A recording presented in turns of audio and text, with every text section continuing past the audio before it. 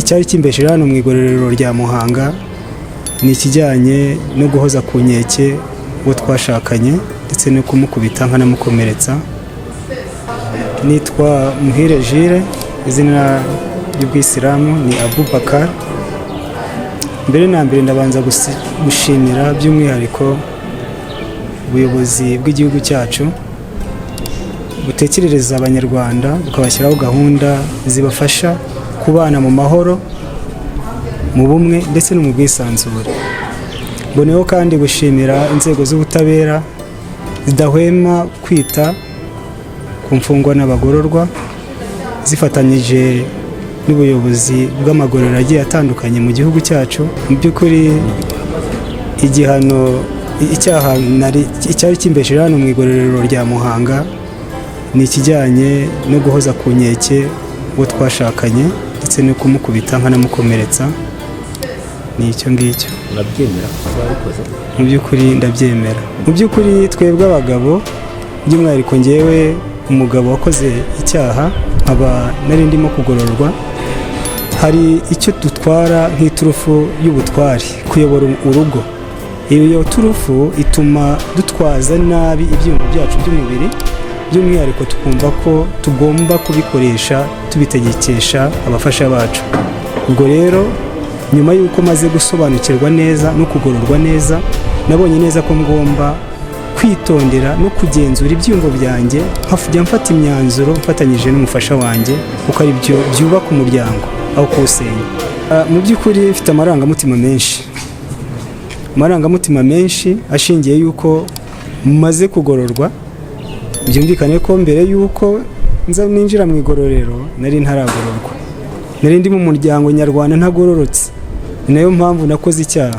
Ubwo rero amarangamutima yanjye ashingiye kuba naburagorowe, nkaba niteguye gufatanya n'abanyarwanda mu kubaka umuryango nyarwanda. Gahunda yo turimo yo kwemera ibyaha twakoze no kumvikana n'imiryango twayikoreye cyangwa abo twayikoreye, ni gahunda leta yadushyiriyeho, yaduteguriye abavoka badufasha. Abavoka bakadufasha kugira ngo tubashe gusobanukirwa no guhuza n'ibyaha twakoze n'amategeko, kugira ngo urubanza rurusheho kugenda uko bikwiriye. Amazina yanjye nitwa Mwambari Maurice. Kugira ngo ngere mu igororero rya Muhanga, nagiranye ibibazo na madamu,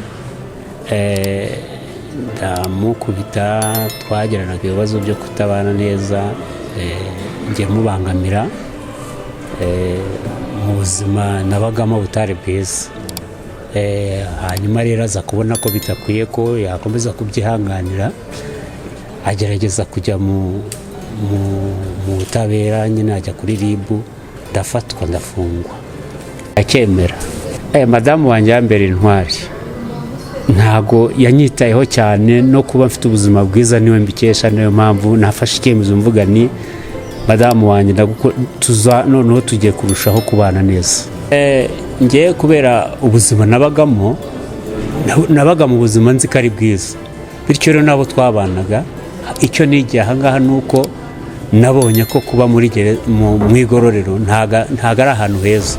Ngiye mpavanye isomo ryo kujya gutangariza abagenzi banjye ko aha hantu atari heza, mbese nigisha ububi bw'icyaha kugira ngo bagihunge, yaba mu ruhande rw'abagabo n'ibizashoboka bazadusura mu rugo rwacu, uko bazajya babisanga, mbese nzajya mbagaragariza ububi bw'icyaha bagihunge. Ikintu cyatumye ntihangana, nahoraga mvuga ko umudamu wanjye yakundaga gufata icyemezo cyo gufata nk'umutungo akawufunga. Njyewe nkibwira yuko yakoze ikosa, ariko icyo kintu naje kubona ko ahubwo yabaga ari intwari, kuko urebye nk'igihe maze mfunze ndi mu igororero, yakoze ubutwari, akamenya abana bariga, nawe ubwo abayeho nanjye akamenya. Niho nahise mbonera ko ubwenge yakoreshaga ahubwo nabwo yakoze ubutwari, no kuba yaravuze ati reka njye mu buyobozi murege, nabwo ni ubutwari. Iyo ntagera hano ntago nari kuba umuntu muzima. Byiza batinyuka bakabivuga, kuko rwose iyo binahishwe biba ari ikibazo, ariko iyo bivuzwe bikagaragara burya haboneka n'inama z'abantu bakaba bagira inama, kuko nkatwe ubwo hagize haboneka bakaza tugahora nkamugira inama byarushaho kumugirira umumaro, kiza no kubivuga.